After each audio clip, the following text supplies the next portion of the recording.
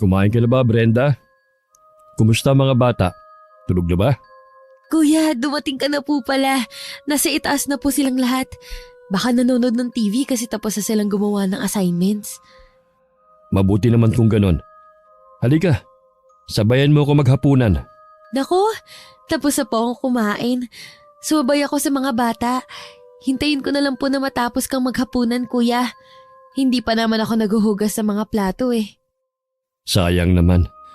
Akala ko masasabayan mo ako. Pero sige na nga. Kakain pa rin ako kasi paborito ko itong niluto mong ulam. Ang sarap mo pa naman magluto ng kaldereta, Brenda. Alam mo, pwede ka na mag-asawa. Maaasahan ka sa mga gawaing bahay eh. At magaling ka rin mag-alaga ng mga bata. Mahaba ang pasensya mo. Naku, hindi pa po ako pwedeng mag-asawa, Kuya Rene. May obligasyon pa po ako sa pamilya ko sa probinsya. Bakit? Panganay ka ba sa inyong magkakapatid? Hindi po, pero yung ate kasi namin maagang nag-asawa, tapos sunod-sunod po ang pagbubuntis. Kaya ikaw ang sumunod sa dapat ay responsibilidad ng ate mo? Opo, Talaga palang maaasahan ka, Brenda. Lalo tuloy akong humanga sa'yo. Maswerte ang mapapangasawa mo. salamat po. Salamat din sa'yo. Hindi kami nagkamali ni Lorna na kunin ka namin para makasama ng mga bata dito sa bahay. Parami yatang nakain ko. Ang sarap mo kasi talagang magluto, Brenda eh. Isang tipid ng ngiti na lamang ang itinugon ng dalaga sa among lalaki. Maingat niyang kinuha ang platong pinagkainan nito at sinimulan na ang paghuhugas. Si Rene naman ay lumabas na ng kusina para puntahan ng mga anak nito. Nasa itaas din ang kwarto ni Brenda, kahanay ng silid ng mga bata.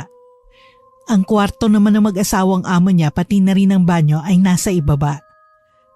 Bago umakyat ay naglinis muna ng katawan ng dalaga at nagpalit ng pantulog.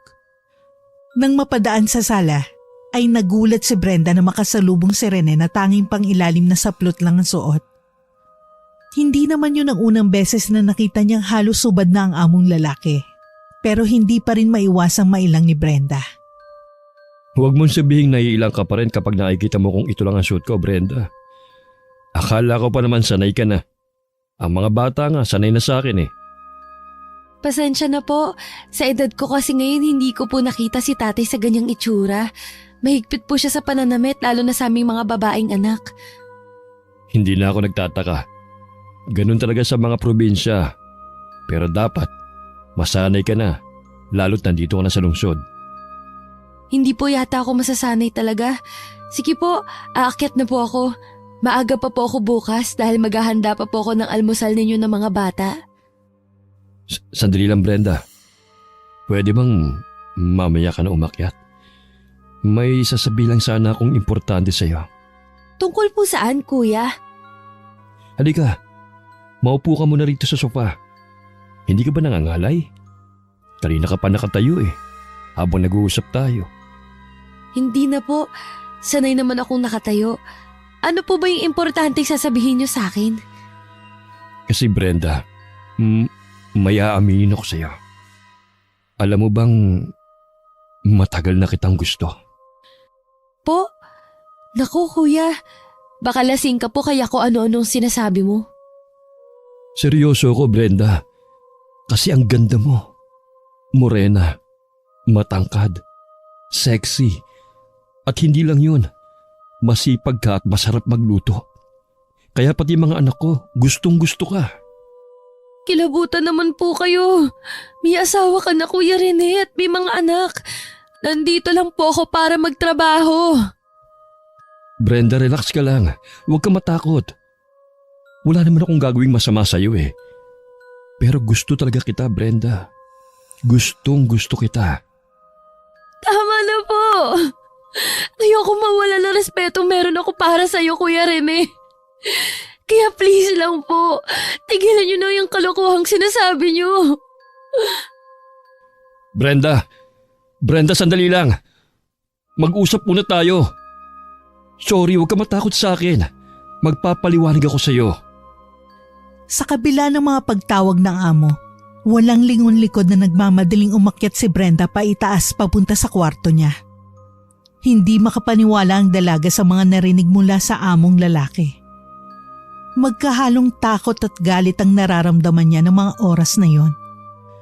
Hindi tuloy napigilan ni Brenda na humagulgol pagdating sa loob ng kwarto niya. Padapa siyang humiga sa kama at isinubsob ang mukha sa unan habang umiiyak. Hindi niya na malayang nakapasok na pala si Rene sa loob ng kanyang silid. Nagulat si Brenda at napabalikwas ng bangon nang marinig na nagsalita ang amo mula sa likuran niya. Brenda, magpapaliwanag ako. Sorry kung natakot kita kanina. Pwede naman natin pag-usapan to ng maayos eh. Lumabas na po kayo. Baka makita kayo ng mga bata tapos ganyan ang itsura niyo at nandito sa loob ng kwarto ko. Ayokong mag-isip ng masama ang mga alaga ko. Huwag kang mag-alala. Sumilip ako sa kwarto nila. Kanina pa sila tulog. Tayong dalawa na lang ang gising, Brenda. Lumabas na po kayo, Kuya Rene. Isasarado ko ng pinto dahil inaantok na rin po ako. Brenda, kung papayag ka maging girlfriend ko, hindi natin ipaalam sa asawa ko. Susuportahan kita, pati ng pamilya mo sa probinsya. Ganun kita kagusto, Brenda. Pakiramdam ko nga, mahal na kita. Kung hindi mo nirerespeto ang asawa at mga anak mo, ibahin mo po ako. Napakabuti sa akin ni Ate Lorna. Hindi ko siya magagawang lokohin. Halika. Ano ba? Bitawan niyo po ako, Kuya Rene! Dahil hindi na halos maawat ni Rene si Brenda sa pag-iyak, napilitan itong bitiwan ng dalaga at lumabas ng kwarto. Naiwan namang masamang-masama ang loob ng dalaga. Hindi niya akalaing lihim pala siyang pinagnanasaan ng among lalaki at sinasamantala nitong wala ang amo niyang babae para pagtangkaan ang pagkababae niya. Halos 1 taon na ring naninilbihan doon si Brenda at maayos naman ang samahan nila. Pati ang mga bata ay napamahal na rin sa kanya. Ang isa pa sa nagustuhan ng dalaga, maayos magpasahod ang mag-asawa. Kaya naman buwan-buwan ay nakakapagpadala siya ng pera at grocery sa pamilya niya sa probinsya. Pero dahil sa nangyari, nakabuo ng desisyon ng dalaga. Pagbalik ni Lorna, ay nagpaalam siya sa babae na uuwi ng probinsya. Nagdahilan na lamang si Brenda para pumayag ito. Nalulungkot man siya sa naging desisyon pero hindi na siya pwedeng magtagal pa sa bahay ng mga ito. Baka kasi sa susunod ay magtagumpay na si Rene sa masamang binabalak nito sa kanya. Nagulat man ang pamilya ni Brenda sa biglaang pag-uwi niya. Hindi na nag-usisa pa ang mga ito, lalo na ang kanyang ina. Tumulong na lamang ulit siya sa bukid at sa mga gawaing bahay. Hanggang sa magkaroon sila ng hindi inaasahang bisita. Biglang nagbakasyon sa probinsya nila ang pinsan niyang galing ibang bansa. At may mga kasama itong barkada.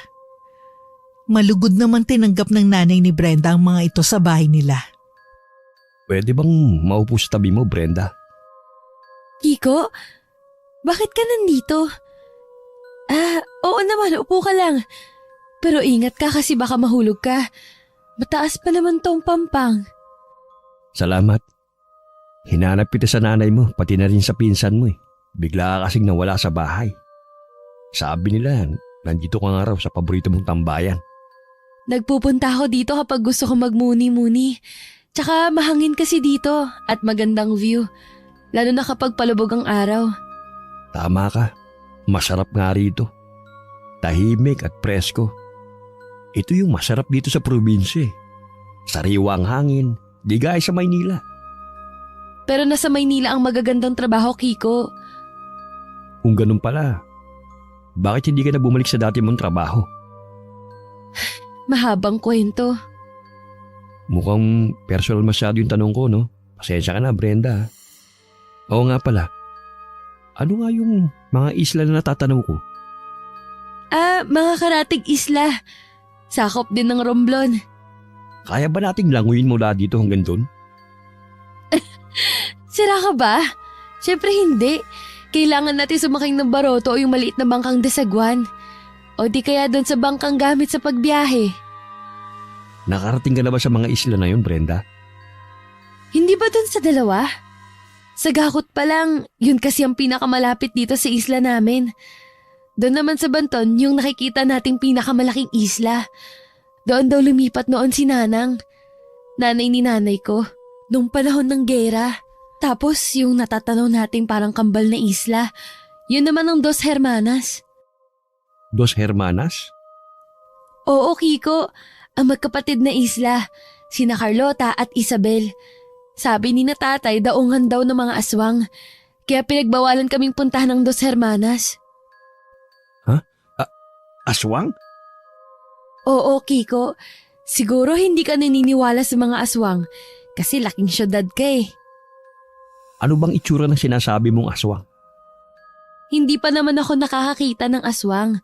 Maaga kasi kami natutulog nung mga bata pa kami at hindi na pinapayagang lumabas sa gabi. Pero sabi nila, maraming anyo ang aswang. Dito sa probinsya namin, kagkag kung tawagin. Minsan anyong kabog o yung malaking paniki.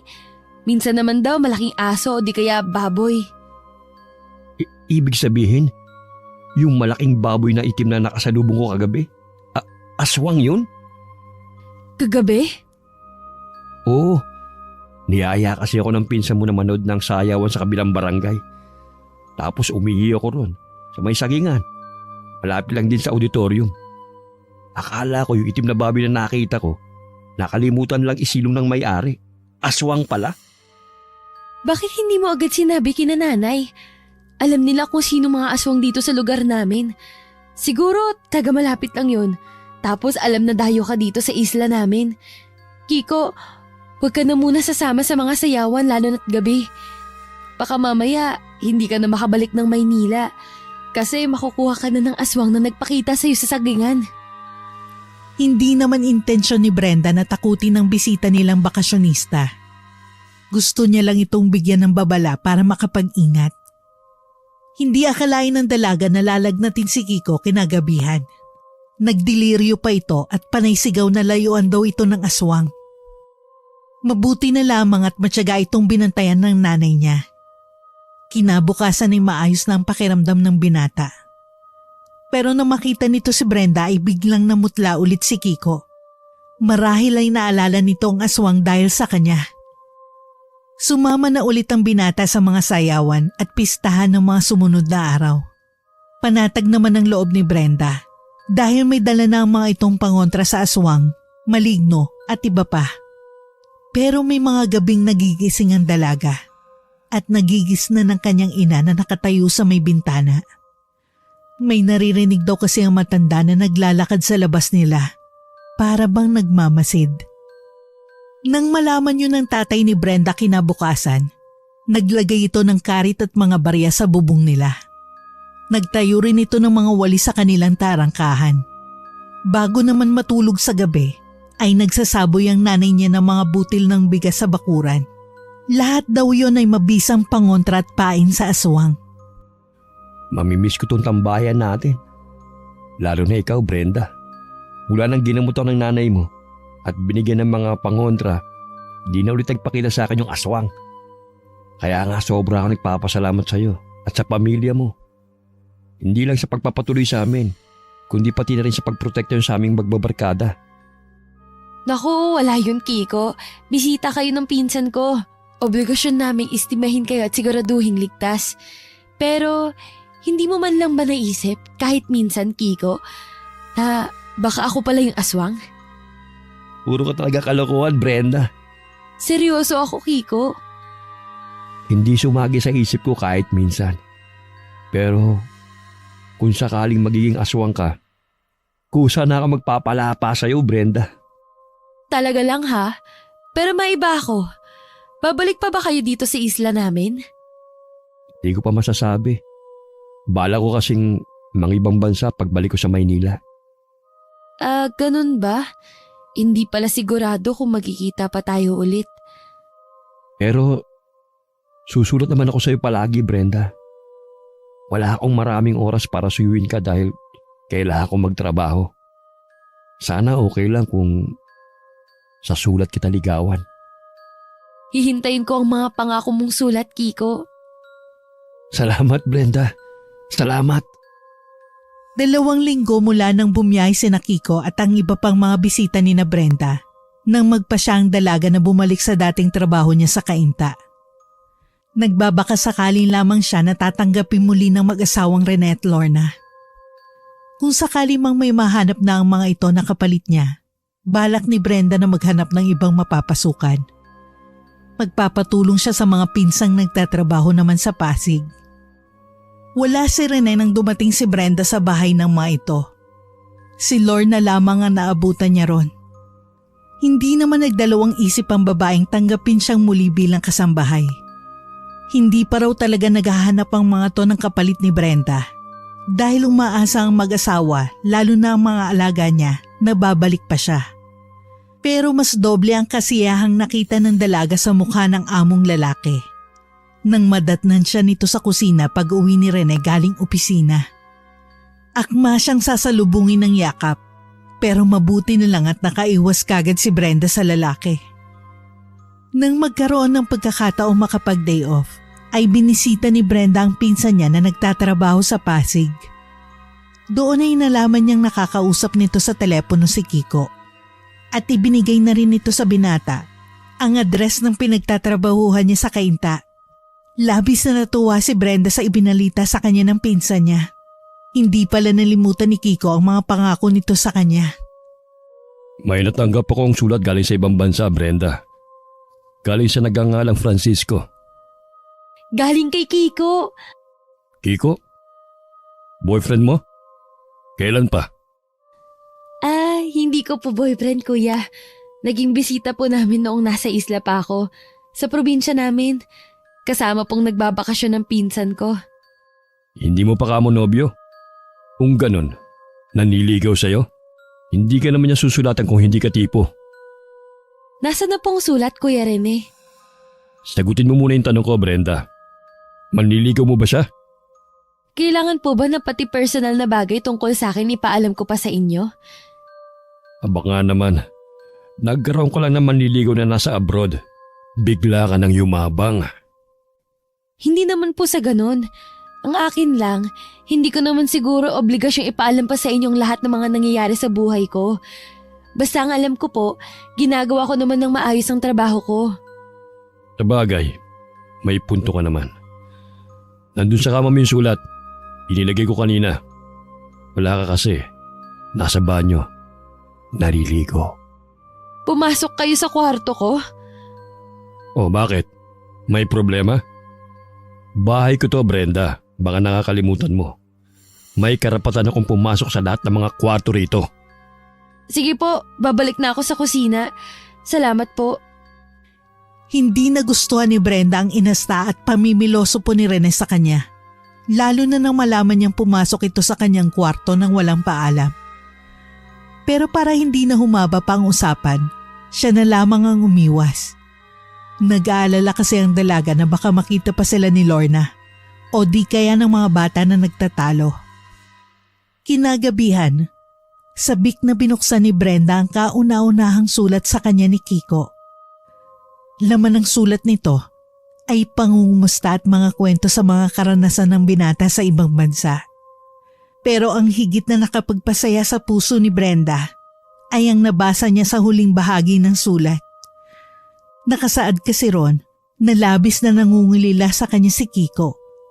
Kaya naman ng gabing yon ay nakatulog ang dalaga na mingiti sa mga labi. Ang buong akala ni Brenda ay magtutuloy-tuloy ang pagpapalitan nila ng sulat ni Kiko. Hanggang isang araw, wala na siyang natanggap na sulat mula sa binata. Labis na ikinalungkot yun ni Brenda.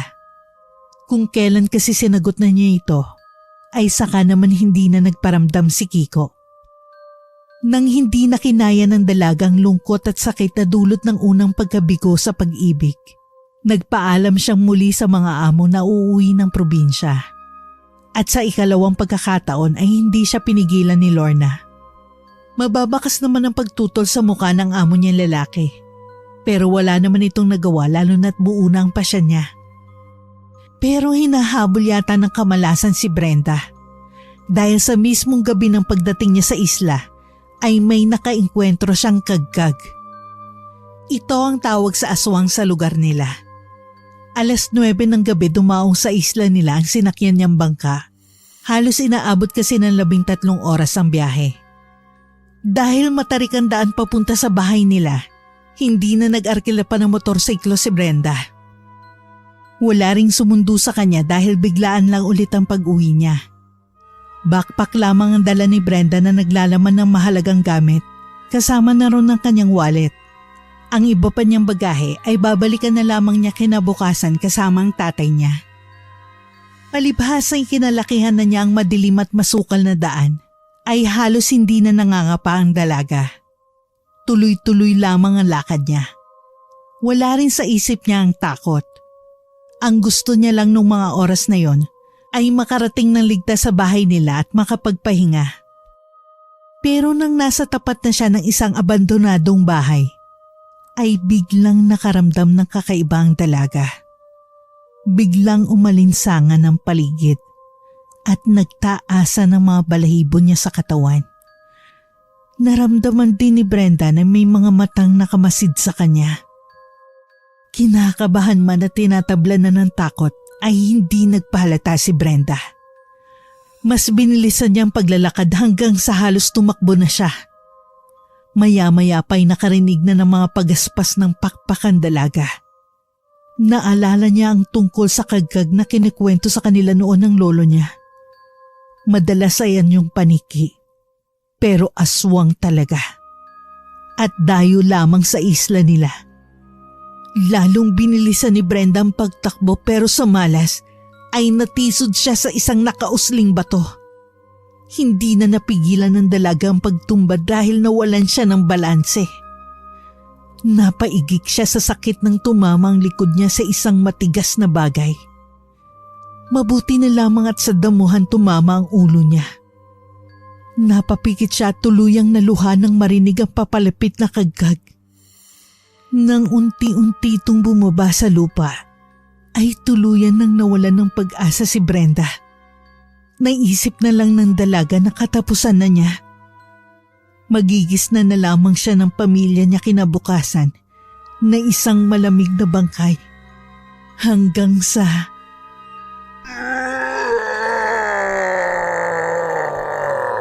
Sa wakas, natyempohan din kita kagkag ka!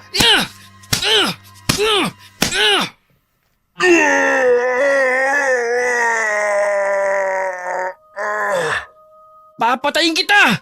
Salot ka! Ang tagal mo na kaming piniperwisyo! Dapat doon ka na lang maghasik ng lagim sa imperang pinanggalingan mo! Tulungan niyo po ako!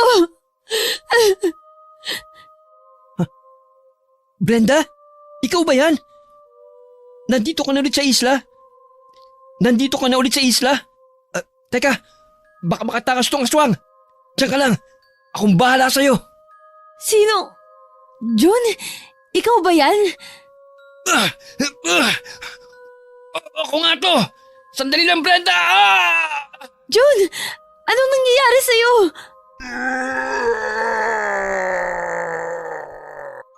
John! Nasaan ka? John!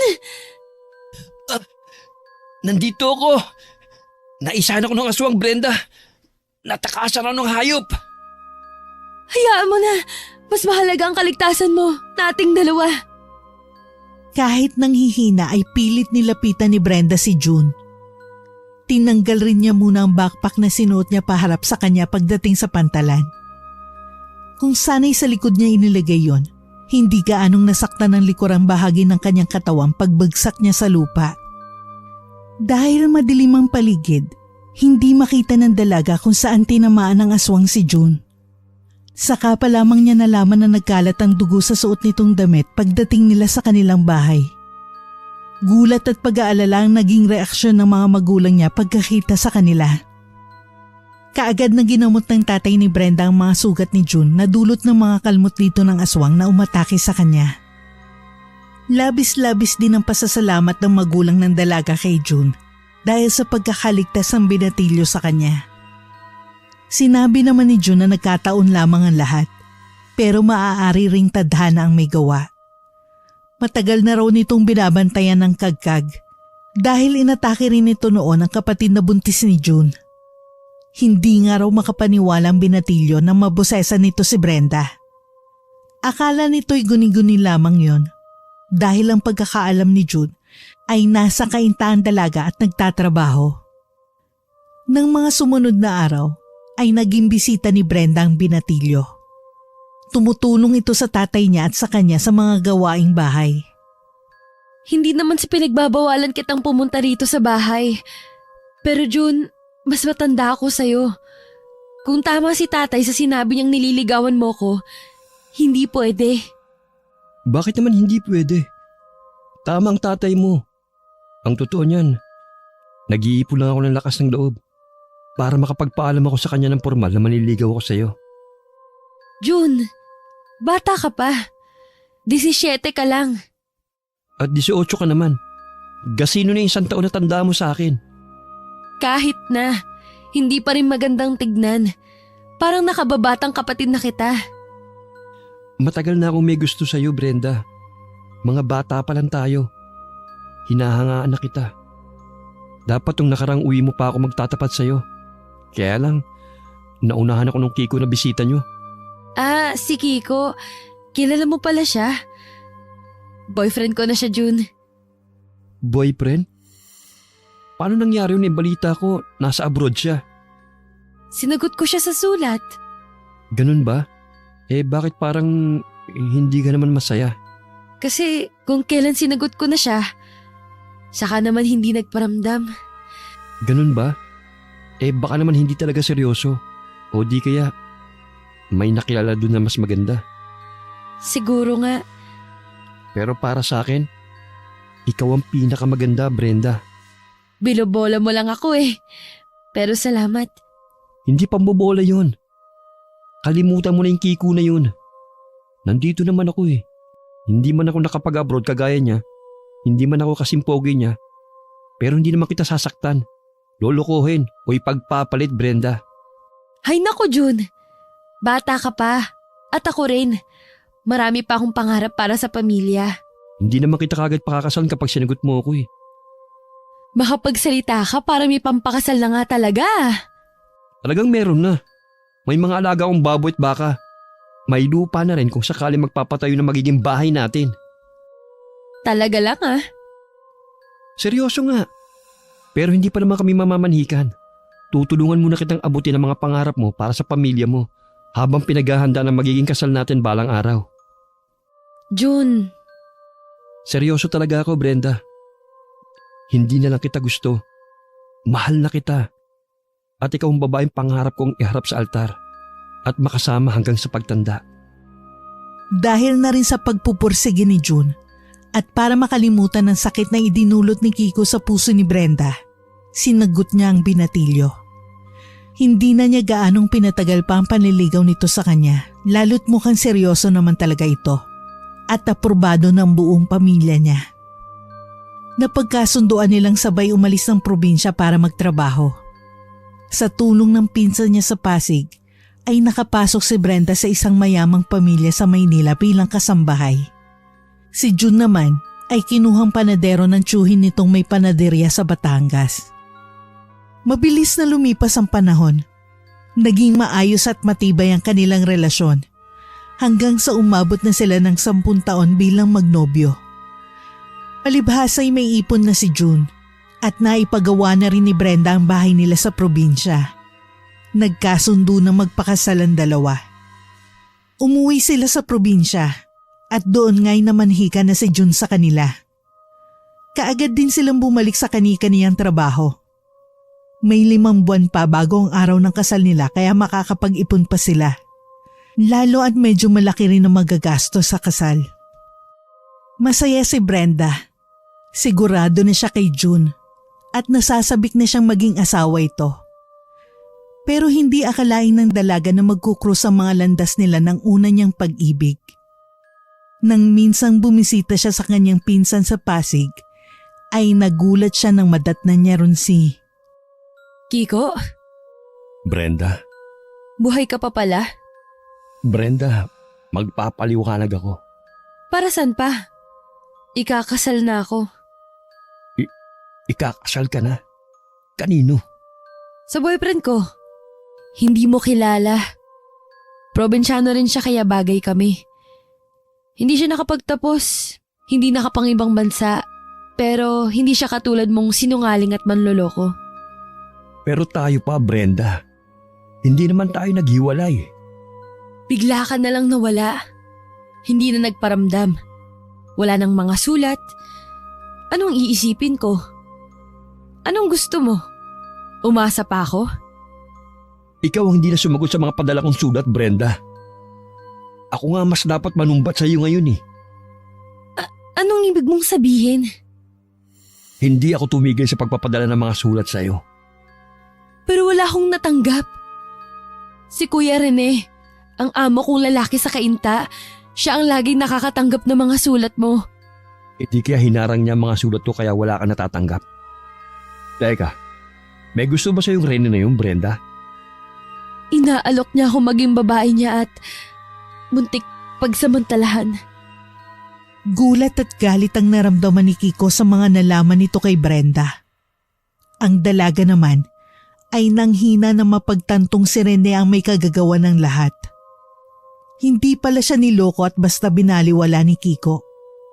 Pakana lamang ang lahat ng dati niyang amo. Marahil dahil nagsiselos ito sa kanyang unang naging nobyo. Hindi maiwasang maguluhan ni Brenda. Lalo na nang aminin sa kanya ni Kiko na mahal pa rin siya nito. Napamahal na rin sa kanya si June at utang niya ang kanyang buhay sa binata.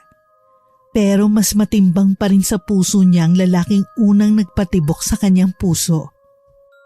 Nang magkita sila ulit ni June, nagpaalam ang binata na babalik na ito ng probinsya para asikasuhin ang nalalapit nilang kasal. Gustong ipagtapat ni Brenda sa nobyo na nagkita silang muli at nagkausap ni Kiko. Pero nawalan siya ng lakas ng loob para gawin yun. Hanggang sa nasundan pa ang mapagkikita nila ng dating nobyo. Habang nasa probinsya si June. Isang buwan bago sumapit ang kasal nila ni June, ay umuwi si Brenda sa probinsya. Kasama si Kiko at ang kaibigan nito na pinsan niya. Hindi akalain ng dalaga na inaabangan pala siya ni June sa daungan. Kaagad na napalitan ng lungkot ang saya ng binata nang makita nito kung sino ang mga kasama niyang sakay sa bangka. Nay Gloria, pasok po kayo. Nako, hindi na anak. Kaya lang naman ako nagpunta rito para sunduin ka. Sabi kasi ni June dumating ka na raw. Doon ka na matulog sa bahay. Pero hindi pa po kami kasal. Walang problema ron. Namanhikan naman na sa'yo ang anak ko. At sigurado na magiging manugang kita. Ipinagpaalam na rin kita sa mga magulang mo, Brenda. Pero Nay, may mga kasama po akong bisita. Wala pong iistima sa kanila kung sa inyo ako matutulog. Mga lalaki naman yata yung mga bisita mo. Kaya na nilang mga sarili nila. Siguradong hindi naman sila pababayaan ng iyong ina. Pasensya na po talaga, Nay Gloria. Sa susunod na lang po ako matutulog sa inyo. Pakisabi po kay June, mag-usap kami bukas. Sige, kung talagang hindi kita mapipilit na sumama sa akin sa bahay, hayaan mo't ipapaabot ko kay June ang bilin mo. Pakisabi rin sa mga bisita mo, lalo na dun sa matangkat at gwapo, na mag-iingat sila dito sa lugar natin. Malakas ang pang-amoy ng aswang sa mga katulad nilang dayo. Parang may pagbabanta sa mga huling salita ni Aling Gloria. Pero hindi na lamang yun pinagtuunan ng pansin ni Brenda. Bukod sa pagod siya sa biyahe, nalibang din ng dalaga sa naging kwentuhan nilang mag-anak kasama ang mga bisita niya pagkatapos nila maghapunan. Pero hindi agad dinalaw ng antok ng gabing yun si Brenda. Nag-aalala kasi siya kina Aling Gloria at June. Naalala niya kung paanong bumalatay sa mukha ng nobyo ang matinding kalungkutan nang makita nitong kasama niya si Kiko. At yun din ang unang beses na tinanggihan niya ang magiging biyanan sa simple nitong kahilingan. Sinubukan pa rin matulog ni Brenda. Pero eksaktong pagpikit niya ay may lumagabog sa bubong nila. Noong unay inakala ng dalaga na pusa lamang yun. Pero nang maging sunod-sunod at palakas ng palakas ang mga lagabog, ay nabahala na siya. Dahan-dahang bumangon sa katring higaan ng dalaga at nakiramdam sa paligid. Maya-maya pa ay napansin niyang parang binubutas ng kung anumang nilalang na nasa labas ang bubong na yero sa tapat ng higaan niya. Dahil sa malakas na ingay, ay nagising na rin ang tatay niya pati ang kanyang ina at mga kapatid. Tanging ang pinsan lang niya at si Kiko ang hindi nagising. Talagang bagsak ang mga to dahil sa pagod sa 13 oras na biyahe. Narinig ni Brenda na napamura ang kanyang ama at nabanggit ang pangalan ng ina ni June na labis niyang ipinagtaka. Dahil likas na matapang ang ama ni Brenda, walang takot itong lumabas ng bahay dala ang itak na bagong hasa. Pasigaw na sinabi ng matanda sa aswang na hindi ito natatakot at hindi uurong sa laban, lalo na kung mapeperwi siya ang pinakamamahal nitong pamilya. Maya-maya pa ay narinig ni Brenda ang tila pagbuwelo ng aswang. Mabilis itong lumipad palayo at hindi na rin ito hinabol pa ng tatay niya. Pagbalik ng matanda sa loob ay makahulugan itong tiningnan ng nanay niya. Sa kasabay halos ang dalawa na bumaling sa kanya. Hindi maintindihan ng dalaga kung bakit parang siya ang sinisisi ng mga magulang sa biglang pag-atake ng aswang sa bahay nila. Ganun pa man, hindi rin nakaligtas sa paningin ni Brenda ang tila pag-aalala ng kanyang ama't ina. Kinabukasan, 7:00 pa lang ng umaga ay nasa tahanan na nila si June. Kaagad itong hinarap ni Brenda. Dahil halos hindi na rin naman siya nakatulog magdamag. Niyaya niya ito sa tambayan niya sa may pampang na madalas nilang puntahan nung naliligaw pa lang sa kanya ang binata. Hindi ka sumama kagabi kay nanay sa bahay. Umasa pa naman akong darating ka. Ibig sabihin, mas pinili mo siya.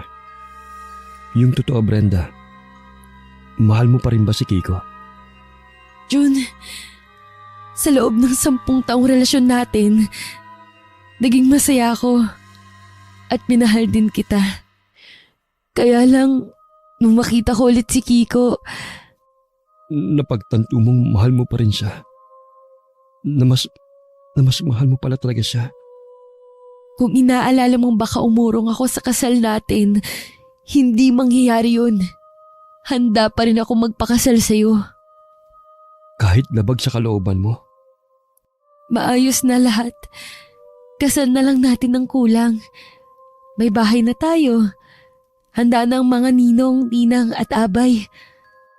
Hindi rin tayo magiging masaya kung sakali, Brenda. Dahil ibang laman ng puso mo. Kaya kahit masakit sa akin, kahit sobrang mahal kita, handa ako magparaya. June, Seryoso ako. At huwag kang mag-alala. Sekreto lang natin ang tungkol dito. Ayokong pag-usapan nila tayo. Lalo ka na. pero June, hindi mo naman kailangan gawin yun. Okay lang ako. Kaya ko to. Kakayanin ko. Siguro, hindi talaga tayong para sa isa't isa. Basta ipangako mong magiging masaya ka, Brenda.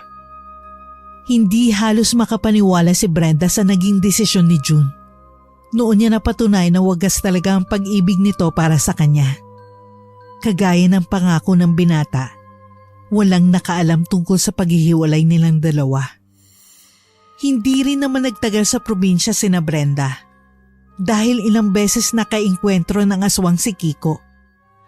Parang punteriya talaga itong patayin na labis silang ipinagtataka. Ayaw namang isipin ng dalaga na may kinalaman doon si June dahil sigurado siyang wala naman itong lahing aswang. At kung sakaling meron man, hindi rin gagawin yun ni June dahil ito mismo ang maayos na nakipaghiwalay sa kanya. Pagbalik ng Maynila ay nagsama na sina Brenda at Kiko. Nagpakasal din sila sa West bago siya bumalik sa trabaho. Ayaw mang maglihim ni Brenda sa pamilya niya. Pero wala siyang ibang pagpipilian kundi ilihim muna sa mga ito ang tungkol sa kanila ng asawa niya. Ang pinsan niya sa Pasig at ang pinsan niyang kaibigan ni Kiko ang mga naging saksi sa lihim nilang pagpapakasal. Pero kabaliktaran ng hiling ni June sa kanya ang naging kapalaran ni Brenda. Sa halip na maging masaya dahil masinunod niya ang tinitibok ng puso, ay naging miserable ang buhay niya sa piling ni Kiko. Bukod sa halos siya na ang bumubuhay sa lalaki, nalulung pa ito sa ipinagbabawal na gamot. At ang masaklap, ay nagdala pa ito ng mga babae sa inuupahan nilang bahay. Magsisiman si Brenda. Huli na ang lahat. Nang magkaroon ng sapat na lakas ng loob, ay iniwan niya si Kiko. Nag-focus na lamang siya sa trabaho at pamilya sa probinsya. Nang ipagtapat niya sa mga ito ang naging maling desisyon, halos ilang buwan din siyang hindi kinibo ng nanay niya. Hanggang sa sumulat ito at sinabing napatawad na siya. Noon nagpa siyang magbakasyon muli sa probinsya si Brenda. Nabalitaan niyang binata pa rin si June, pero ilang taon nang hindi umuwi ron ng binata. Nahiling na lang ng dalaga na sana'y naghilom na ang sugat sa puso nito, na dulot ng pagiging salawahan niya. Hindi inaasahan ni Brenda na masasalubong niya si Aling Gloria sa daan nang minsan naglalakad siya pauwi galing sa pagsisimba. Nahihiyang initian niya ang matanda at kinumusta. Pero hindi ito tumugon. At sa halip ay matalim siyang tinitigan na nagdulot ng kakaibang kilabot sa buong pagkatao niya. Kinagabihan, halos hindi makakain si Brenda. Namamaga ang lalamunan niya na ultimong lugaw ay hindi niya malunok. Tinubuan din siya ng kakaibang mga pantal sa katawan at naglalagas ang buhok. Kaagad na umalis ang nanay niya kahit 10 oras ng gabi. Pagsapit ng 12:00, ay unti-unti na naging maayos ang pakiramdam ng dalaga. Pagbalik ng nanay niya, nalaman ni Brenda na si Aling Gloria palang umaswang sa kanya. Hindi pa rin siya napapatawad ng matanda sa ginawa niya sa anak nitong si June. Noon din na pagtagpi-tagpi ng dalaga ang mga engkwentro nila ni Kiko sa aswang. Kinabukasan, nagpasama si Brenda sa kanyang mga magulang sa bahay ni na Aling Gloria. Personal at taus-puso siyang humingi ng tawad dito. Sinabi niyang maayos naman sila naghiwalay noon ni June at pinagsisihan niya ang desisyon na sa iba magpakasal. Pero huli na ang lahat, siningil na siya ng karma. Nangako rin siya sa matanda na mananatiling sikreto lang ang natuklasan niyang tunay na pagkatao nito. Bago umalis doon si Brenda, ay nakamit na rin niya sa wakas ang pagpapatawad ng muntikan na niyang maging biyenan.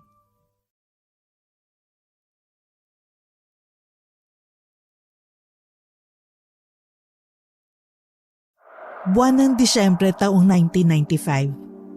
Malapad ang ngiti ng 24 anyos sa dalagang si Helen habang inilalagay sa sobre ang sulat niya para sa nobyong si Jimmy. Sa susunod na buwan ay uuwi na siya ng Pilipinas.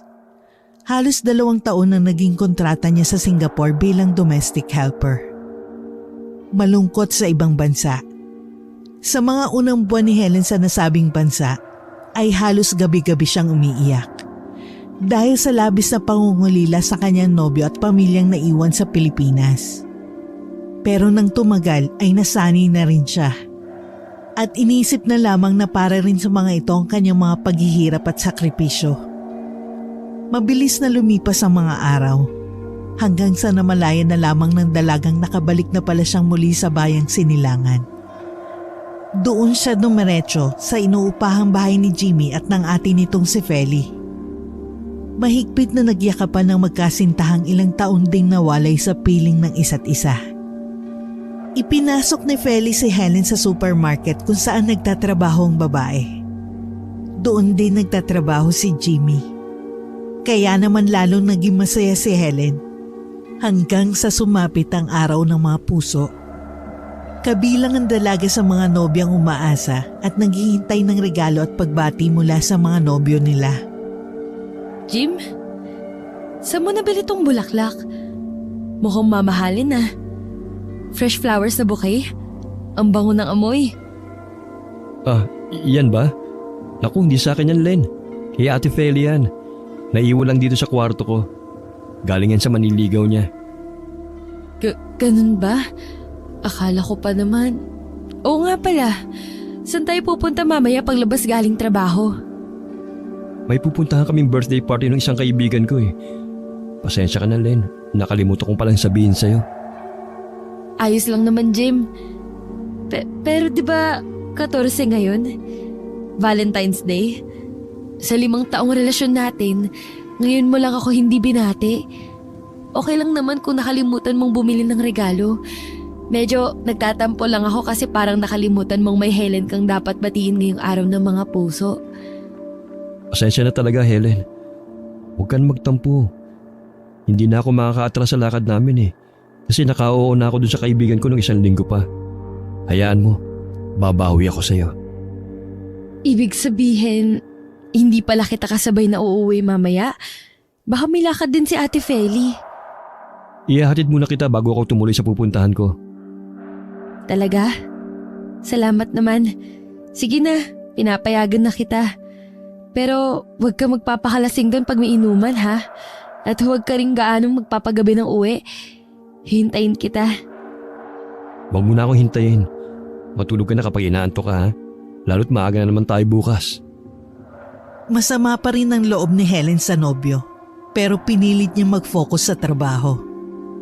Napakarami pa namang tao kapag ganong may mahalagang okasyon.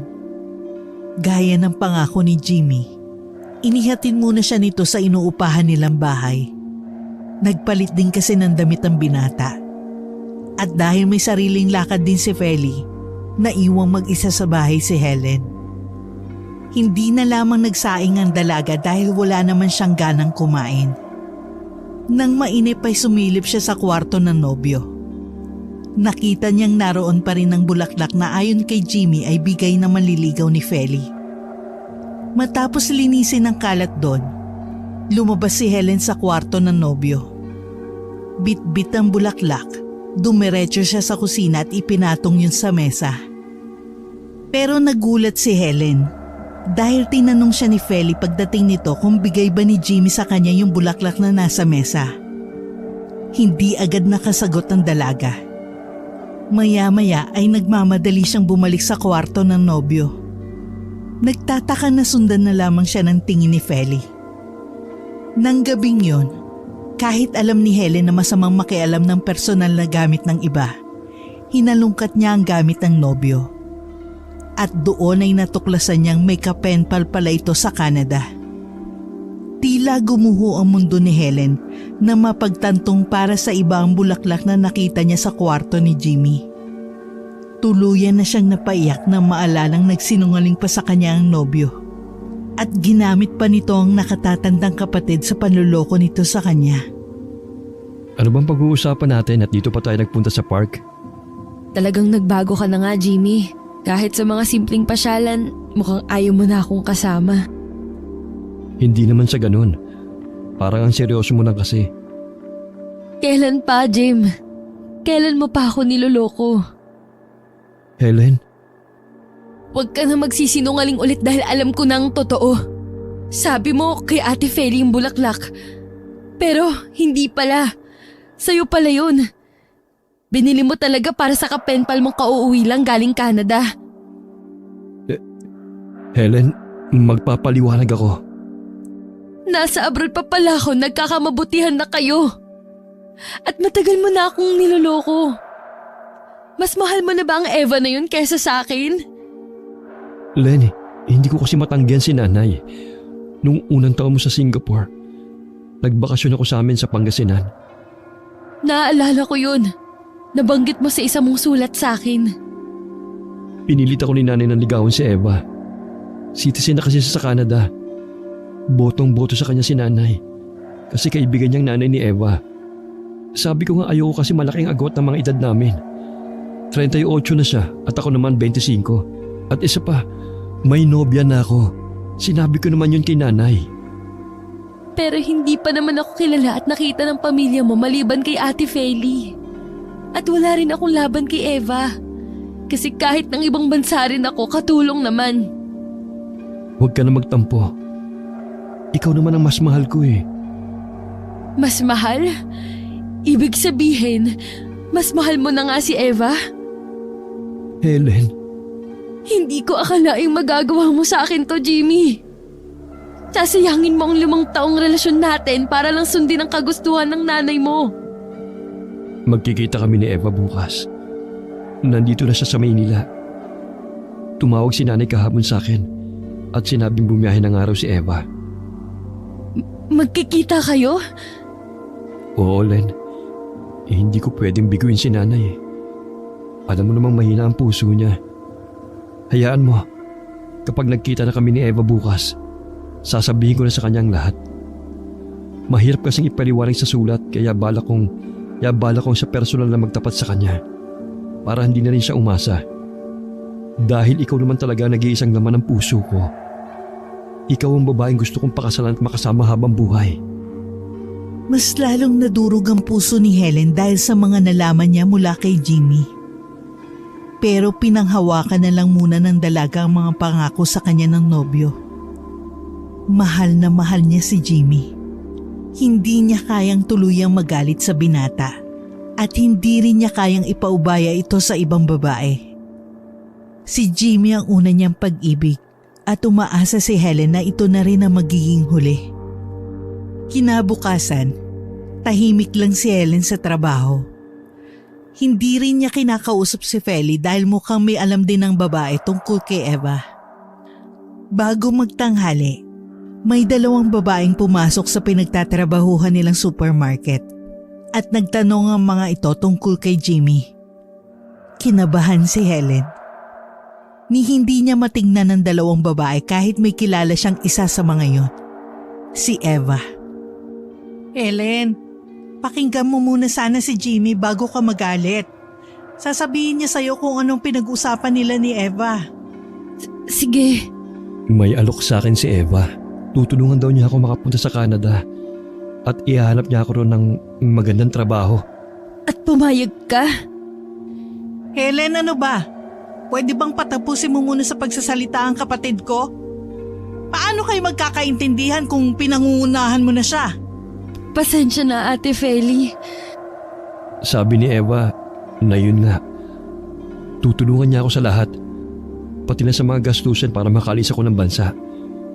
Pero kailangan namin magpakasal. Ganun ba? E di sige, pakasalan mo ang babae mo. Hindi mo pa ako diretsuhin kung ano-ano pang dinadahilan mo, Jimmy. Maiintindihan ko naman kung sasabihin mong mas pinipili mong Eva na yan kesa sa akin. Hindi totoo yan, Helen. Kung ako lang masusunod, ayokong umalis ng bansa. Dahil ayokong iwan ka. Pero hindi ko kasi matanggihan si nanay. Puro na lang ba nanay mo ang susundin mo? Jimmy, malaki ka na. May karapatan ka ng magdesisyon para sa sarili mo. Bakit ka magpapadala lang sa sulsul ng pamilya mo? Ayaw nila sa akin? Okay lang. Pero tayo namang 2 magsasama. Pagpakalalaki ka naman, Jimmy. Helen, dahan-dahan ka sa pananalita mo ha. Baka nakakalimutan mo, hindi ka pa asawa ng kapatid ko. Girlfriend ka pa lang niya. Kaya may karapatan pa siyang pumili kung sino ang gusto niyang makasama sa buhay hanggang sa pagtanda niya. Kung talagang mas pipiliin mong sundin ang nanay mo, ang pamilya mo, mabuti pa nga sigurong maghiwalay na tayo. Helen, hindi ganun. Hindi tayo maghihiwalay. Walang maghihiwalay. Ate Feli. Ay nako, hindi kasi nakakaintindi tong girlfriend mo. Helen, magpapakasal lang sila ni Eva para maging citizen dun si Jimmy. Pero ikaw naman ang mahal niya. Tuloy pa rin ang relasyon nyo. Pwede naman siyang umuwi pa rin dito sa Pilipinas. Nahihibang na kayo! Sino sa palagay niyo ang nasa matinong pag-iisip ang papayag sa ganong sitwasyon? Ayoko, Jimmy! Ako ang una at tunay mong nobya. Tapos ako pa pala yung magiging kabit? Anong pamilya yung meron ka, Jimmy? Daig pa ninyo ang may lahing siraulo. Bakit? Masakit ba marinig ang totoo? Akala ko pa naman kakampi kita, Ate Feli. Kasi babae ka rin at alam mo yung pakiramdam ng niloloko. Pero yung pala, kagaya ka rin ng nanay nyo. Kukonsintihin mo rin si Jimmy at susulsulan. Dahil ano? Dahil mapera ang Eva na yon? Hahayaan mo akong magmukhang kawawa at katawa-tawa dahil lang sa pera? Len, tahan na. Kasalanan ko. Ako talaga yung nagkamali. Dapat nung una pa lang, hindi na ako pumayag sa gusto ni nanay. Patawarin mo sana ako at bigyan ng isa pang pagkakataon. Helen, please. Hinayaan ni Feli na mag-usap ng masinsinan sina Helen at Jimmy. Masama man ang loob ng dalaga sa nobyo. Naayos din nilang di pagkakaunawaan sa huli. Pumayag din si Helen nang sabihin ni Jimmy na bibisita ito sa Pangasinan, sa pamilya ni Eva. Hindi maiwasang mangamba pa rin ng dalaga. Pero mahal niya talaga ang binata. Nangako rin naman itong ipagtatapat na kay Eva ang tungkol sa kanya. Pati na rin ang plano nilang magpakasal. Habang nasa Pangasinan si Jimmy, nagkaroon ng masamang panaginip si Helen. May isang itim na nilalang na sumasakal sa kanya.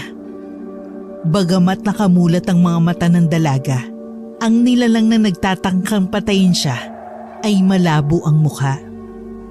Hingal na hingal at habol ang paghinga ni Helen nang magising siya. Pakiramdam niya ay totoong nangyari ang lahat. Sa nanghihinang mga kamay, ay pilit niyang kinapa ang leg at sinampal ang sariling pisngi. Hindi niya mapigilang mapaiyak nang mapagtantong nagising siya mula sa isang nakakatakot na panaginip. Dahil nagkakailangan na sila ni Feli, hindi na niya pinanggit sa babae ang tungkol sa kanyang napanaginipan. Nang bumalik si Jimmy, tinanong kaagad ni Helen ang nobyo kung nasabi ba nito kay Eva ang tungkol sa kanila. Hindi ko nasabi sa kanya, lalo na sa pamilya niya. Pasensya ka na, mahal. Pero bakit? Ibig bang sabihin, pinipili mo siya? Hindi, Helen. Natakot kasi ako sa magulang niya. Mahal na mahal nila si Eva, lalo na ng mga kapatid niyang lalaki. Nag-iisang anak na babae siya at nasasabik sila makapag-asawa na si Eva. Paano tayo magpapakasal kung hindi mo pa naaayos yung problema mo kay Eva? Jimmy, kaya nga tayo magpapakasal para lumagay na sa tahimik. Pero paano mangyayari yun kung ganito kagulo ang sitwasyon mo? Natin! Pasensya ka na talaga, mahal. Huwag ka na magalit. Hayaan mo. Kukuha lang ako ng tiyempo para masabi sa kanya. Tatawagan ko siya at pangako, sasabihin ko na talaga sa kanya ang totoo. Para hindi na siya umasa pang kaming dalawang magkakatuluyan. Jim, huling pagkakataon na tong ibibigay ko sa'yo ngayon. Kapag hindi mo pa rin nasabi kay Eva ang lahat ng dapat mong sabihin, ako na mismo ang lalayo. Aalis ako dito at maghahanap ng ibang trabaho. Doon sa malayo sa'yo. At gagawin ko ang lahat para hindi na ulit mag-cross ang mga landas nating dalawa. Helen. Mula ng huling pag-uusap ni na Helen at Jimmy, hindi na ulit kinibo ng dalaga ang binata. Hindi rin naman siya nito kinulit. Naisip no ni Helen na baka napagtanturin talaga ni Jimmy na mas mabuti kung susundin na lang nito ang kagustuhan ng ina at mga kapatid. Mula mang sapat na basihan ay labis na nasaktan si Helen sa mga naiisip. Hindi niya alam kung handa na nga ba siyang ipaubaya kay Eva si Jimmy kung sakali. Hindi niya rin magawang lubusang magalit sa nanay ng nobyo. Naisip ng dalaga na marahil bilang isang ina, ay gusto lang talaga nitong mapabuti ang anak. Kumpara naman kasi talaga kay Eva ay talong-talo siya. Bukod kasi sa botong-boto rito ang pamilya ni Jimmy. Maganda rin ang magiging buhay ni Jimmy kapag si Eva ang nakatuluyan ng binata. May posibilidad na makapagtrabaho sa ibang bansa si Feli. Pati na rin ang iba pang kapatid ng mga ito. Hanggang isang araw, Nagkaroon ng hindi inaasahang bisita si Helen. Magandang umaga. Dito ba nakatira si Feli? Oo, dito nga. Kaya lang wala siya eh. Hindi kasi sabay ang day off namin. Okay lang. Hindi naman talaga siya ang sadya ko rito. Ikaw si Helen, tama? Bakit alam mo ang... Eva. Ako si Eva. Pwede bang pumasok tayo sa loob? Gusto sana kitang makausap, Helen. Sige, alika, pasok ka. Salamat. Okay din pala tong inuupahan yung bahay. At ang ganda mo pala, Helen. Salamat. Hindi rin ako magtatagal kaya hindi na ako magpapaligoy-ligoy pa. Alam ko na ang lahat. Tinawagan ako ni Jimmy nung isang araw. Nasabi na pala niya sa'yo. Oo, Helen. Nung una nagulat ako. Nasaktan, nagalit. Pero pinakinggan ko pa rin ang paliwanag niya. Alam mo, maswerte ka kay Jimmy. Pero ngayon nakita na kita, masasabi kong mas maswerte siya sa'yo. Eva, Hindi ko na kayang magalit sa kanya nang malaman kong nanay niya talagang may pakana ng lahat. Nakonsensya ako at hinahangaan kita. Hindi lahat mananatili pa rin pagkatapos malamang may ibang babaeng taong mahal nila. mahal ko si Jimmy. 5 taon na rin kami magnobyo. Marami nang nalampas ang mga pagsubok sa relasyon namin. Hindi rin naman ako galit sa'yo, Eva. Kasi hindi mo naman alam na may nobya na pala si Jimmy. Salamat kung ganun, Helen. Aaminin ko, nasaktan ako. Umasa rin kasi talaga ako. Akala ko si Jimmy na yung lalaking nakatadhana para sa akin. Hindi pa rin pala. Nakakalungkot. Pero pagbalik ko ng Canada, makakalimutan ko rin ang kabiguan ko kay Jimmy. Sana nga mapatawad mo rin si Jimmy pagdating ng panahon. Pero alam mo ba, na inihahanda ako na rin ang sarili ko kung sakaling ikaw ang piliin niya. Na malabong mangyari. Mahal na mahal ka niya, Helen. Pasensya na kung nasaktan ka dahil sa akin. Sana maging masaya kayo ni Jimmy. At sana, ano man ang mga pagsubok na dadaan pa sa pagsasama ninyo, wag na wag kang bibitaw. Maraming salamat, Eva. Ipagdarasal kong sana mahanap mo rin ang lalaking mamahalin mo at magmamahal sa'yo ng totoo. Bago umalis si Eva ay nagyakap muna ng mahigpit ang dalawa. Sa kabila ng mga nangyari sa kanila, ay isang magandang samahan ang nabuo sa pagitan ng dalawang babae sa buhay ni Jimmy. Nagbilin si Eva kay Helen na siya na lamang ang magpaabot sa nobyo ng pamamaalam nito at pasasalamat. Naintindihan naman ng dalaga kung bakit ayaw nang makita at makausap ni Eva si Jimmy bago ito bumalik sa ibang bansa. Ramdam ni Helen na napamahal na rin talaga sa nobyo niya si Eva. Pag-uwi ni Jimmy kinagabihan, ibinalita rito ni Helen ang tungkol sa pagbisita ni Eva. Hindi nakaligtas sa mga mata ng dalaga ang lungkot ng lumarawan sa mukha ng nobyo. Alam ni Helen na katulad ni Eva, nahulog din ang loob ni Jimmy sa babae. Marahil nga kung nagkataong wala siya sa buhay ng binata, ay magkakatuluyan ng dalawa. Isang linggo ang matuling lumipas. Nagkasundo sina Helen at Jimmy na uuwi ng Pangasinan. Gusto kasi ng nobyo niya na humingi ng basbas sa pamilya nito bago sila magpakasal. Sana'y hindi ka na nagpakita sa akin, Jimmy. At dinala mo pa talagang babaeng yan dito. Nay naman, wag na ho kayong magalit sa akin. Maayos na ang lahat sa pagitan namin ni Eva. Bakit? May pagpipilian ba siya? Anong gusto mo? Siya pa yung maghahabol sa'yo? Mas kailangan mo siya kesa sa kailangan ka niya. Pero si Helen po ang mahal ko. Siya ang gusto kong pakasalan at makasama hanggang sa pagtanda. Mabubusog ka ba ng pagmamahal? Mabibigyan ng magandang kinabukasan? Makakatulong sa amin na pamilya mo? Nay, pakiusap naman. Tama na ho ang tungkol kay Eva. Hindi akong lalaki para sa kanya. Kaya ho kami nandito. Para sana hingi ng basbas nyo para sa pagpapakasal namin ni Helen.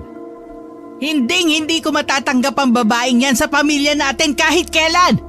Kung gusto ninyo magpakasal, edi sige. Pero huwag kang aasa na dadalo ko sa kasal mo. Si Eva lang ang babaeng gusto ko para sa'yo, Jimmy. Wala nang iba. Kaya kung talagang mas pinipili mo ang babaeng yan kesa sa amin, kesa sa akin, kalimutan mo na rin na may ina ka pa rito sa Pangasinan. Walang nagawa si Jimmy kundi umalis kasama si Helen. At dahil alanganin na kung babiyahe sila pabalik ng Maynila, nakiusap na lang ang binata sa isang malapit na kaibigan niya sa Pangasinan para doon sila magpalipas ng gabi. Halos hindi rin naman sila nakatulog dahil magdamag na umiyak si Helen. Labis siyang nasaktan sa naging trato sa kanya ng ina ni Jimmy. Bawat salitang binitiwan ng matanda ay parang kutsilyong sumasaksak sa puso niya. Lalong napaluha si Helen nang maisip na baka kahit magkaanak sila ni Jimmy, hindi pa rin magbabago ang tingin sa kanya ng ina nitong botong-boto kay Eva. Wag! Lumayo ka sa akin! Huwag mo akong patayin! Wag! Ah! Helen? Helen? Helen, gising! Gising, Helen! Jimmy! Ano bang napaniginipan mo? Takot na takot ka. May tao sumasakal sa akin! At gusto akong patayin! Ilang buwan na niya akong dinadalo sa panaginip ko, Jimmy! Shh! Panaginip lang yon. Nandito lang ako lagi sa tabi mo. Kaya huwag ka nang umiyak. Wala kang dapat ikatakot. Pero parang totoo. Pakiramdam ko may gusto talagang pumatay sa akin. Natatakot ako, Jimmy. Natatakot ako. Baka epekto lang sobrang pag-iisip mo sa mga bagay-bagay. Kalimutan na natin ang mga nangyari sa nakaraan, mahal. Mag-focus na lang tayo sa pag-aasikaso ng kasal natin. Sana nga yun lang dahilan ng masama kong panaginip. Pero paano kung babala pala yun? Paano kung... Ipanatag mong loob mo. Dahil hindi kita pababayaan anuman na mangyari. Hanggang nabubuhay ako, walang pwedeng manakit sa'yo, mahal ko. Dahil sa mga sinabi ni Jimmy kay Helen, unti-unting napanatag ang loob ng dalaga. Nang mga sumunod na araw, naging abala sila sa pag-aasikaso ng kanilang kasal. Bumiyahe ang mga magulang at dalawang kapatid ni Helen paluwas ng Maynila. Pero hindi talaga sumipot ang ina ni Jimmy na si Anita. Dumalo naman sa kasal nila si Feli. Pero sumama ang loob ni Helen dahil itim na bestida ang isinuot ng babae. Hindi na lang niya ito kinumpronta para hindi na lumaki pa ang gulo. Pagkatapos ng kasal nila, umuwi ng Pangasinan si Feli. Ang pamilya naman niya ay bumalik din kaagad sa kanilang probinsya. Ate Feli, bakit ka umiiyak? May nangyari bang... Ikaw ang may kasalanan ng lahat, Helen. Dahil sa'yo, ulila na kami ngayon, Zayda. Nagpakamatay si nanay dahil hindi niya matanggap na ikaw ang pinakasalan ni Jimmy at hindi si Eva. Ate, tama na. Walang kasalanan si Helen. Wala namang may gusto sa nangyari. Kaya huwag mong ibunton sa kanyang sisi sa pagkamatay ni nanay. At sinong sisisihin ko, ikaw? Sa bagay kung hindi lang sana naging matigas ang ulo mo. Hindi maiisip ng nanay natin na kitli ng sarili nitong buhay. Asawa ko na si Helen. Dahil sa nangyari, lalong hindi ko na siya matatanggap pa bilang hipag, Jimmy. At isinusumpa ko, hindi kita patatahimikin, Helen. At hindi kita mapapatawad. Ikaw ang pumatay kay nanay. Sinabing tama na, Ate Feli. Wala na kayong ginawa kundi pasamain ang loob ng asawa ko. Pinalagpas ko yung ginawa mong pagsusot ng itim sa kasal namin dahil ayoko mag-away tayo. Pero hindi na ako papayag na bastusin mo pa ulit, insultuhin at pagbintangan si Helen sa kasalanang hindi naman niya ginawa. Basta ito ang tandaan mo, Helen. Magbabayad ka sa ginawa mo sa pamilya namin. Salot ka! Salot! Umalis ka na, Ate Feli. Habang may natitira pa akong konting respeto sa'yo bilang nakatatandang kapatid ko. Lalong sumidhi ang nadaramang galit ni Feli kay Helen nang palayasin ito ni Jimmy. Hindi naman niya napigilang mapahagulgol dahil sa matinding sama ng loob. Talagang kahit anong gawin niyang mabuti, hindi siya matatanggap ng pamilya ni Jimmy. Sinabihan siya ng asawa na huwag seryosohin ang mga banta ni Feli. Pero nakaramdam pa rin ng pangamba si Helen. Lalo na nang bigla siyang tubuan ng mga kakaibang sugat sa katawan. Madalas din masama ang pakiramdam niya kaya ilang linggong hindi nakapasok sa trabaho si Helen. Mas nakakakilabot din ng mga napapanaginipan niya. At umabot sa puntong halos ayaw na niyang matulog sa gabi.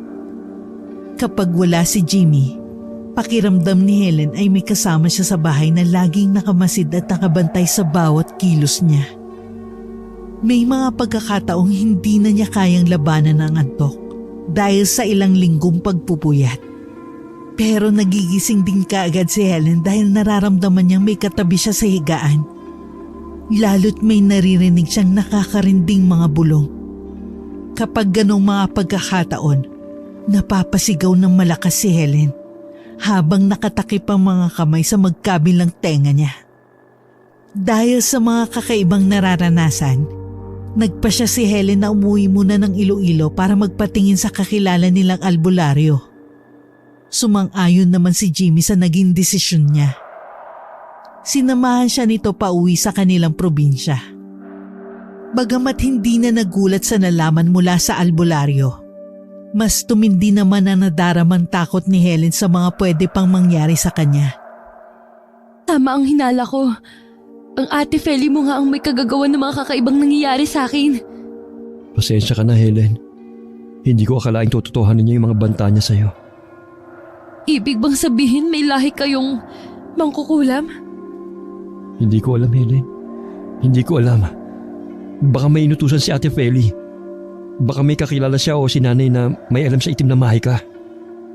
Paano kung hindi naagapan ang ginagawa niya sa akin? Baka patay na ako ngayon. Huwag mong sabihin yan, mahal. Palagay ko, hindi naman intensyon ni Ate Feli na patayin ka. Masama lang siguro ang loob niya dahil sa mga nangyari sa aming ina. Dahil kung talagang intensyon niyang patayin ka, barang na kagad ang gagamitin o ipagagawa laban sa'yo. At talaga ipagtatanggol mo pa siya? Helen, kapatid ko pa rin siya. At mas kailangan namin ng isa't isa ngayong ulila na kami sa ina. Oo nga pala, may sasabihin ako sa'yo. Ano yun? Bala ko mang ibang bansa sa susunod na buwan. Pagbalik natin sa Maynila, aayusin ko na yung mga kailangan kong ayusin.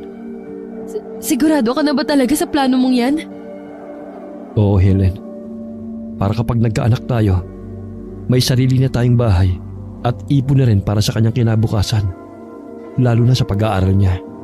Pero para sa pamilyang bubuuin natin, sige, susuportahan kita sa desisyon mong yan, Jimmy. Napagkasunduan ng mag-asawang Helen at Jimmy na sulitin ang bakasyon nila sa Iloilo. Lalo't matatagalan bago sila makauwi ulit doon dahil nga mag-a-abroad si Jimmy. Matagumpay din ang naging pagpapagamot ni Helen. Mahusay ang kaibigang albularyo ng kanilang ina. Nakontra nito ang kulam na ginawa sa kanya ni Feli.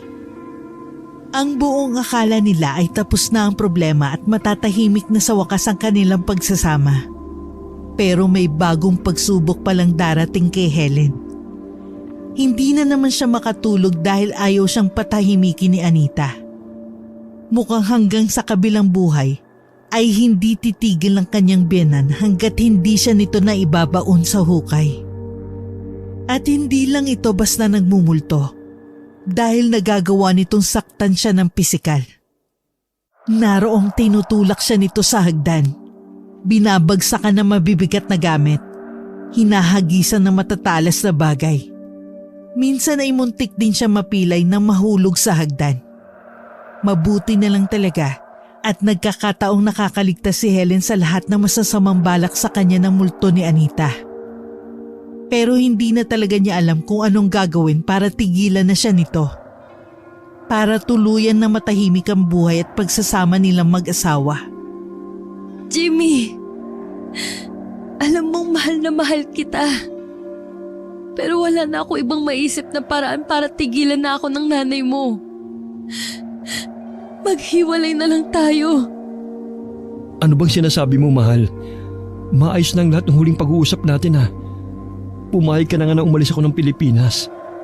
Nagbago na ba ang isip mo? Ayaw mo na ba akong umalis? Pwede naman natin pag-usapan ulit ang tungkol dun, Helen. Hindi mo kailangan makipaghiwalay sa akin. Lalo na ngayong kasal na tayong dalawa. Ang nanay mo, hindi niya pa rin ako tinitigilan. Minumulto niya ako, Jimmy. At may pakiramdam akong hindi siya titigil hanggat hindi ako namamatay. Bakit ngayon mo lang sinabi sa akin? Sana kung nalaman ko kagad, hindi na lang ako umalis ang bahay. Kaya nga hindi ko na ipinapaalam sa'yo dahil ayoko maapektuhan pati ang trabaho mo. Ayoko na, Jimmy. Ayoko na. Pagod na ako. Ibibigay ko na lang ang gusto ng nanay mo para matapos na rin ang paghihirap ko. Helen, pakiusap mahal. Huwag kang panghinaan ng loob. Huwag tayo mawalan ng pag-asa. Bumalik tayo sa kakilala niyong albularyo. Sasamahan kita. Naniniwala akong matutulungan niya tayo. Babalik tayo ulit ng Iloilo? Kung yun lang ang tanging paraan para matapos ang mga pagpaparamdam at panggugulo sa ilang multo ni... Pero gastos na naman yun, Jimmy. Mas kailangan mo ng pera para sa pag-aasikaso ng mga papel para sa pangingibang bansa mo. Ako nang bahalang gumawa ng paraan, Helen. Sa ngayon, ang mas mahalaga sa akin ay ang kapakanan mo. Salamat, Jimmy. Basta ipangako mo sa akin na hindi mo na ulit iisipin at babanggitin ang tungkol sa pakikipaghiwalay. Hindi mo alam kung gaano kasakit para sa akin ang marinig yun mula sa'yo. Oo, Jimmy. Pangako. Hindi na mauulit. Patawarin mo sana ako kung nasabi ko yun. Tama na. Tapos na yon. Hindi ako galit. Pero aaminin kong nagtampo ko kanina. Basta lagi mong tatandaan na mahal kita, Helen. Higit pa sa buhay ko. Mahal na mahal din kita, Jimmy. Mahigpit na nagyakap ang mag-asawang Helen at Jimmy. Nang gabing yun, mahimbing siyang nakatulog sa tabi ng asawa. Pansamantalang nakalimutan ni Helen ang tungkol sa pagmumulto ni Anita. Hindi natulog si Jimmy at binantayan lamang ang asawa hanggang umaga. Pagkagising ni Helen kinabukasan, ay saka pa lamang pinagbigyan ni Jimmy ang sarili na makapagpahinga. Labis ang pasasalamat ni Helen sa kabiyak at lalo niyang naramdaman ang pagmamahal nito at pag-aalaga. Hindi na nag-aksaya pa ng oras ang dalawa. Nang sumunod na araw ay bumiyahe na sila pabalik ng probinsya ni na Helen. Nagulat ang pamilya niya sa bigla nilang pagdating. Pero nang sabihin ni Helen kung ano ang pakay nila sa biglaang pag-uwi roon, ay agad na nagboluntaryo ang nanay niya para samahan sila sa kakilala nitong albularyo. Pagdating doon, ay ikinuwento lahat ni Helen ang karanasan niya. Ang mga pagpaparamdam sa kanya at panggugulo ng multo ng biyenang si Anita. Amamanhig! Amamanhig? Ano ho yun? Pag-alagalag multo na nanliligalig. Ano ho ang dapat naming gawin para tigilan na ako nito? Katulad ng ibang mga kauri nito, asin na mabisang pangontra o pampuksa sa mga multo. Ngunit sa kaso mo, Helen, malakas ang multo na nanliligalig sa iyo. Pinalalakas pa ito lalo ng takot mo ng matinding galit sa iyo ng isang taong nabubuhay pa at may kaugnayan sa mamanhig. Ano ho ang ibig niyong sabihin? May kamag-anak o kapamilya ba ang asawa mo na may galit sa iyo? Si Ate Feli. Maaaring may isang bagay siyang ginagamit na naiwan ng iyong maumong biyanan. Isang mahalagang bagay na pag-aari ni Anita na naroon sa tahanan niyo. Kailangang hanapin mo yon at sunugin. Helen, kapag nagawa mo yon, hindi ka naguguluhin pa ng amamanhig. Anong bagay naman ho kaya yon? Ikaw ang mas nakakaalam ng mga gamit o pag-aari ng iyong ina. Ikaw lamang ang makakatulong sa iyong asawa. Maraming salamat ho sa tulong ninyo. Hindi nga nagkamali si nanay. Mahusay kayong albularyo. Walang anuman, Helen. Matagal na kami magkaibigan ng nanay mo. May isang bagay pa pala akong nakalimutan. Ano ho yun? Labanan mo ang iyong takot dahil yun ang nagpapalabas sa amamanhig. Kapag nagawa mo yun, unti-unti itong manghihina habang hinahanap ninyo ang bagay na binabalikan nito sa inyong tahanan. Hanggang sa tuluyan na ninyo itong mapuksa. Lahat ng mga bilin ng albularyo ay sinunod ng mag-asawa. Pagkabalik nila ng Maynila, hinalungkat ni Jimmy ang mga gamit sa dating kwarto ni Feli. Tumulong din si Helen sa paghahanap. Hanggang sa matagpuan niya sa loob ng kahon ng kanyang damit pangkasal, ang isang itim na belo. Pamilyar yun, pero hindi niya agad naalala kung saan niya unang nakita. Maya-maya pa'y nagbalik sa gunita ni Helen na yun ang suot na belo ni Feli nang dumalo ito sa kasal nila ni Jimmy. Itinerno ng hipag niya sa suot nitong itim na bestida. Kaagad na pinakita ni Helen sa asawa ang nasabing belo at agad na nakilala ni Jimmy na pag-aari ngayon ng ina nitong si Anita. Hindi pa rin malinaw sa dalawa kung may binayaran lang ba si Feli o may alam talaga ito sa paggamit ng itim na mahika. Kaagad na sinunog ni Jimmy ang belo ng ina. Pati na rin ang ibang gamit na naiwan ng kapatid nito sa bahay nila. Naghanda rin sila ng asin at holy water para sa muling pagpaparamdam ng amamanhig. Kinagabihan ay naghanda ang dalawa. Ginawa ni Helen ang lahat para malabanan ang nadaramang takot sa tulong ng mapagmahal niyang asawa. Nasaksihan ni Jimmy kung gaano kalakas ang multo ni Anita. Pero dahil sa bilin ng albularyo, mas nilakasan ng mag-asawa ang loob nila. Napansin nilang unti-unti ngang nanghina ang amamanhig. Dahil hindi na nila ito makita, nagsaboy ng asin ang mag-asawa sa bawat sulok ng bahay nila. Pati na rin sa sahig at sa bubong. Nakarinig pa sila ng mga sigaw at lagabog bago tuluyang naging tahimik ang buong paligid. Muling nagyakap ng mahigpit ang mag-asawa. Sa mga puso nila ay kapwa may piping dasal na sana nga ay tuluyan na nilang napuksa ang amamanhig. Bagamat nasunod naman lahat ni na Helen at Jimmy ang mga bili ng albularyo, humingi pa sila ng tulong sa kakilalang pare para makasigurong malaya na talaga ang bahay nila mula sa masasamang espiritu. At matapos nga ang pagpapabasbas nila, hindi na muling nagparamdam pa ang multo ni Anita. Nakalipas ang halos 5 buwan. Isang araw, habang nasa trabaho si Jimmy ay nagkaroon ng isang di inaasahang bisita si Helen. Ate Feli, Kumusta ka na, Helen? Buntis ka na pala. anong kailangan mo? Bakit ka nandito? Anong klaseng tanong yan?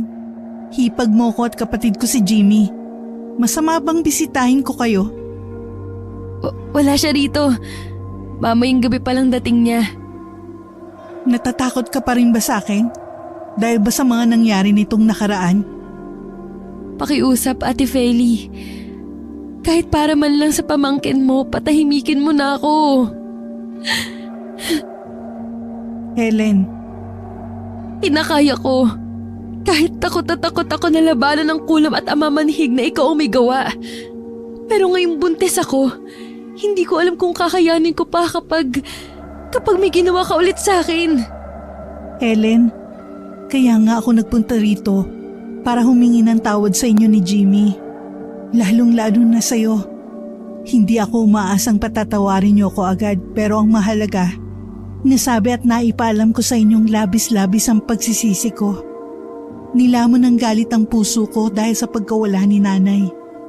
Nakalimutan ko ang lahat ng kabutihan mo, ang pagkakaibigan natin. Patawad, Helen. Alam kong ang sama-sama kong tao. Pero sana dumating yung araw na mapatawad niyo rin ako ng kapatid ko. Kami ni nanay. Ate Feli.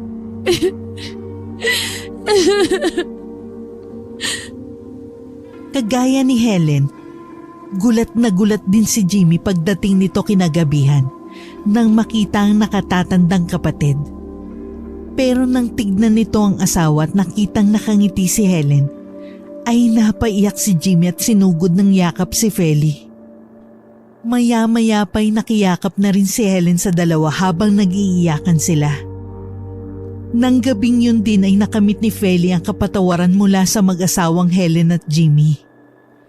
Masaya nilang pinagsaluhan ng masarap na hapunang hinanda ni Helen. Napagkasunduan din nila na ituloy na ni Jimmy ang pag-alis nito papuntang ibang bansa. Dahil sasamahan si Helen ng hipag habang wala ang asawa. Ito ang aalalay sa kanya. Lalo at buntis siya sa panganay nila ni Jimmy. Bago umalis ang lalaki ng Pilipinas, umuwi muna silang tatlo sa Pangasinan upang bisitahin ang puntod ni Anita. Nagpaalam din si Jimmy sa ina at humiling na sana'y tuluyan ng matahimik ang kaluluwa nito saan man ito naroroon. Nalulungkot man sila at nanghihinayang dahil hindi man lang nakita ni Anita ang unang apusanan nito. Alam ni Helen na gagampanan ni Feli ang pagiging mabuting tiyahin sa magiging pamangkin. Kahanga-hanga sina Helen at Jimmy. Dahil sa kabila ng hindi magandang nangyari sa nakaraan, nahanap pa rin nila sa kanilang mga puso ang pagpapatawad. Mas pinili nilang magkaroon ng katahimikan kesa magtanim ng galit kina Anita at Feli. Kumain